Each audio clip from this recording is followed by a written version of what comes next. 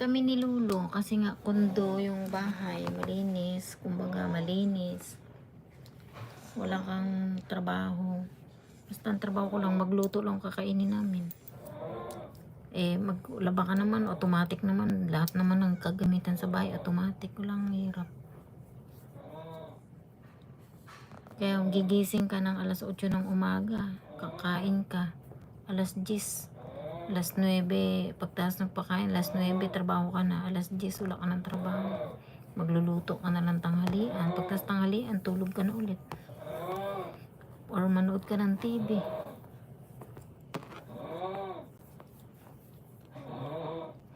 Kaya na, bibilib ako dun sa mga yung nagpupunta ng mga Kuwait. Kahit walang gastos doon, mag-abroad, hindi ako pupunta doon. Baka mamaya hindi ka na makauwi ng buhay, no? Di bali ka nang gumastos ng malaki kung maganda namang bansa na puntahan mo, safe ka naman. Di ba?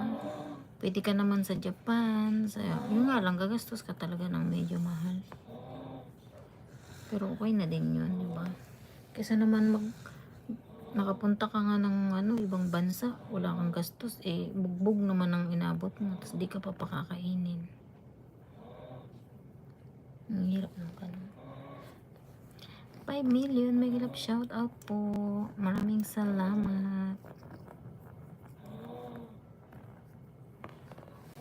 Ang kapitbahay ko, bumaba yung anak ng alaga ko, ng kapitbahay ko. Ano yun, gutom yun, may biling pagkain. Namimigay na yun. Alaga. Dalawa lang kami dito sa kwarto. Dapat ang kwarto namin private, kami lang. Ayoko, sabi ko, di ako makatulog ng ganun. Duwag ako. Siyempre, di mo naman alam, mamaya may namatay doon na kwarto, di ba? Mamulto doon, may paparamdam. Sabi ko, ayoko, dyan na lang dalawahan. Yan. Kasi dito, di ba, may room naman na tatluhan. Pag ay 4 pala, sa isang kwarto 4, wala kang babayaran. Or 3, wala kang babayaran. Merong 6, walang bayad yun. Pero pag ang ginawa mo private, tapos to dalawahan, may bayad. 2,003 ang isang araw. Yung private, 3,000 ang araw. May rep, may sarili akong higaan, may hindi. Tapos ganyan yung kay Lolo. Kaso hindi, ayoko, hindi ako makakatulog dyan. Hindi talaga makakatulog pag ganun. Nakakatakot. Sabi ng asawa ko, pag pumunta daw ako ng Middle East, magpakamatay na lang daw ako. Oo nga. No, ang dami kaya nakakabilib din ng mga yung ibang mga kababayan. Nagsasakripisyo sila para sa kinabukasan ng mga anak. Kahit na maranasan ng hirap, no. Ako nga dito mag-away lang kami yan lagi kong tawagan ko kagad yung anak niya, pumunta kayo dito, uwi na ako, i-book nyo na ako, ganyan ako. Hindi lang ako kayang bitawan ayoko na yan, salbahe yung tatay nyo kaya umiiyak sila wala magtagal dyan mag-alaga. Sabi nga nito kapitbahay ko, sabi niya lihay daw ako kasi daw ganyan daw ang ugali dyan, natagalan ko.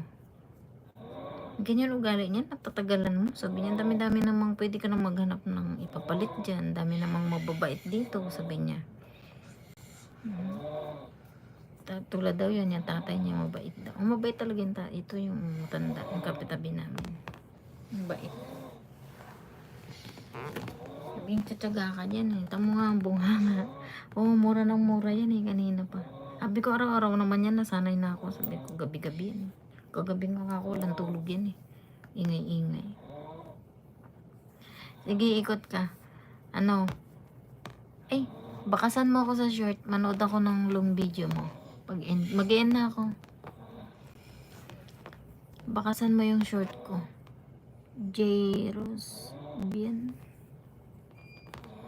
Ayan, mag-end na rin ako kasi 30 minutes na din.